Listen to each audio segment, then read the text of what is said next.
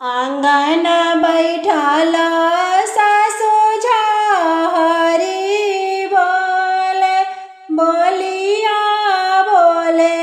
लिह बोल सब कर बहुआ सुलक्षण हमर बहुआ कुलक्षण कैले बाड़ी कारमा बरतिया नहीं हर से कुछो नहीं आवे ना अइलन इनी कर बीरानवा नाही लैलन चुंदरी चाटकर चिठिया में लिखेली बहिनिया दिहाली भैया के भेजे का तू भैया डेरइला बहिनी से मुँह मोड़िले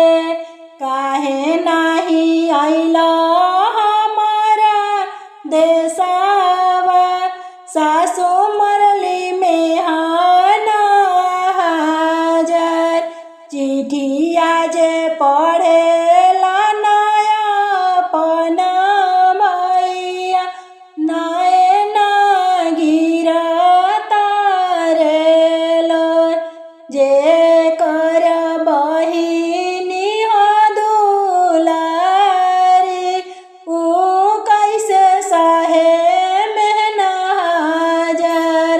चली भैलन कुदारा के बाजरिया चुंदरी की नालन चाटकर लादी लिहलन घोड़ा के पिठिया कसलन घोड़ा के लगम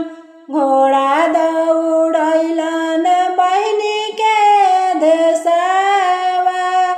लोगवा गइले हो डेरा का तू लोगवा हो डेरइला हम ताई बहिनी के भाई मोर बहिनी